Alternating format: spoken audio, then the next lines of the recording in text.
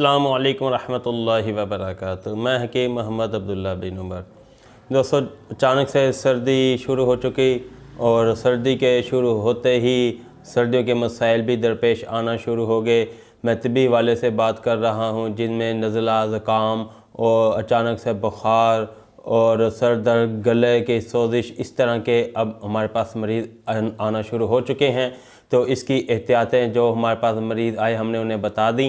तो मैंने सोचा क्यों ना एक वीडियो बनाकर तमाम अफराद को बता दी जाएँ, इसलिए कि तमाम अफराद इन एहतियातों को अपनाएं और अल्लाह ना करे किसी को नज़ला हो चुका है या नज़ला जम चुका है या चेस्ट इन्फेक्शन हो चुका है, तो मैं आप तमाम हजरात को एक देसी टोटका घरेलू इसका इलाज बताने वाला हूँ। आप इसे अपने घर में भी आजमाएँ और इंशाअल्लाह ताला आपको इससे फ़ायदा होगा और आपका जो चेस्ट इन्फेक्शन है या नज़ला जमा हुआ है माथे, सर में या सीने में, जो इसके असरात हैं, इंशाअल्लाह ताला वो फ़ौरी ख़त्म हो जाएंगे। कई मरीज़ों को मैंने बताया, अल्हम्दुलिल्लाह अल्लाह ने उन्हें शिफा दी और जो मुनासिब इनका इलाज था वो भी हमने किया, वो आपको भी बताता हूँ, इसलिए कि आप लोग भी इससे फ़ायदा उठा सकें।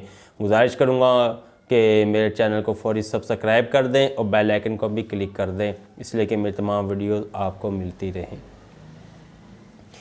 नज़ला और ये अचानक से बुखार, और ये जब अचानक ही जो पिछले एक दो दिनों से सर्दी की अचानक से लहर आई है, चूँकि हम लोगों ने अभी गर्म लिबास नहीं इस्तेमाल शुरू किया था तो बाद लोग फ़ौरी उसका शिकार हो गए। बहरहाल नज़ला जम जाता है, जिसकी वजह से सर में शदीद दर्द होता है और सीने में भी सांस के साथ उसकी एक मखसूस आवाज़ आ रही होती है। तो मैं आपको इसका एक इंतहाई आसान इलाज बताऊँगा कि जो नज़ले को जम जाने के नज़ले का जमे हुए नज़ले को दोबारा उसे रिलैक्स करने के लिए बहुत कारआमद और मुजरब नुस्खा तरीक़ाकार है। तो तरीक़ाकार यह है कि आपने एक दूध वाली देगची लेनी है जिसमें आप घर में दूध उबालते हैं, और आपने 6 दाने मेंथोल के लेने हैं और 6 ड्रॉप तकरीबन टिंचर के लेने हैं।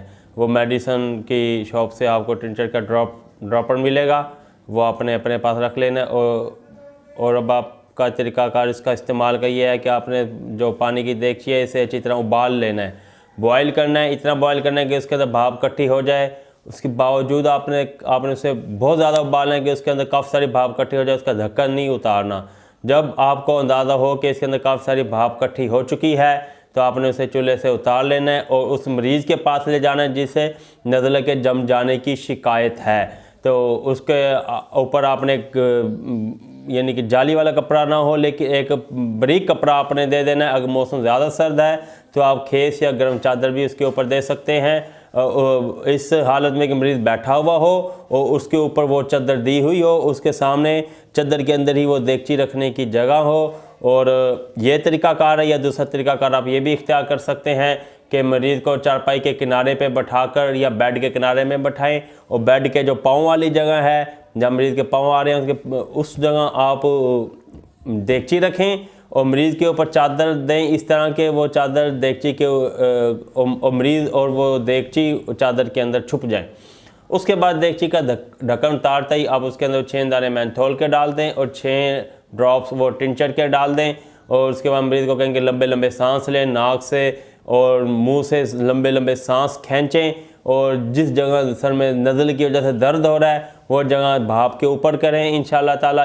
इसी अमल से ये दिन में 2 बार करना है, आपने सुबह भी करना है, शाम को भी करना है। इसी अमल से आपका ये नज़ला खुल जाएगा, आपका सर्दी का जो असर है वो ख़त्म हो जाएगा और इन्फेक्शन को भी कदरे आराम आ जाएगा, सांस की नालियाँ सारी खुल जाएंगी और आपको फ़रहत हासिल होगी और आप एक दोबारा ख़ुद को रिलैक्स फील करेंगे।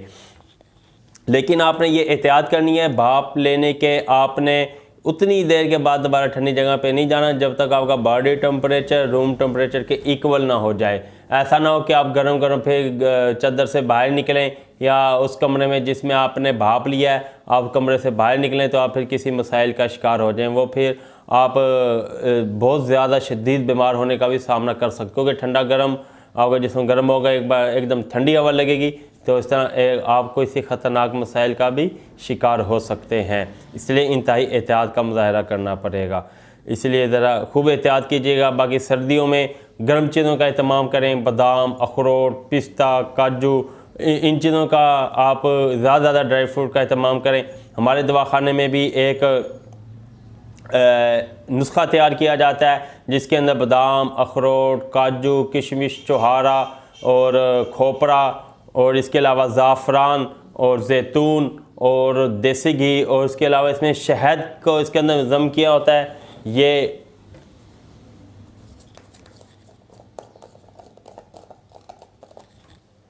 माशाल्लाह बहुत प्यारी खुशबू और बहुत प्यारे टेस्ट के साथ ये पूरे पाकिस्तान में अल्हम्दुलिल्लाह हम कैश ऑन डिलीवरी की सहूलत के साथ भेजते हैं। ये हमारे अपने दवाखाने का तैयार किया हुआ है, सारे मगज़ियात और शहद वगैरह इसमें डाला हुआ है। इसके बाकायदा इस्तेमाल से आपको इंशाल्लाह ताला सर्दी लगने की वजह से आपको डॉक्टर के पास नहीं जाना पड़ेगा। मैं अमूमन यूँ कहता होता हूँ कि जो पैसे आपने डॉक्टर को देने हैं या दवाइयों पे लगाने हैं वही पैसे और आप अपने उसके ऊपर लगाएं, आप अपने सेहत के ऊपर लगाएं, अपनी ग़िज़ा के ऊपर लगाएं। ये अच्छा खासा महंगा है लेकिन हमने इंतहाई मुनासिब रेट इसका रखा हुआ है कि हर गरीब और अमीर इसे ख़रीद सकता है। इसके अंदर हमने यानी कि इसका जो रेट तय किया है वो 1500 रुपये का ये आधा किलो का इसका ये पैक है, ये आप मंगवा सकते हैं। इसके अलावा 1 पाव के पैक में भी ये हमारे पास दस्तयाब है। ये 300 ग्राम के पैक ये आपको 800 में मिलेगा। पूरे पाकिस्तान में कैश ऑन डिलीवरी की सहूलत के साथ आप जब चाहें हमसे मंगवा सकते हैं। तो मोबाइल नंबर स्क्रीन पे भी मौजूद है और इसके अलावा खालिस और कुदरती छोटी और बड़ी मक्खी का शहद हासिल करने के लिए भी आप हमारे दवाखाने की खिदमत ले सकते हैं। अगली वीडियो तक के लिए इजाज़त दें। वीडियो पसंद आई हो तो वीडियो को लाइक करें और चैनल को सब्सक्राइब कर दें, वीडियो को शेयर कर दें। जज़ाकुमुल्लाहु खैर।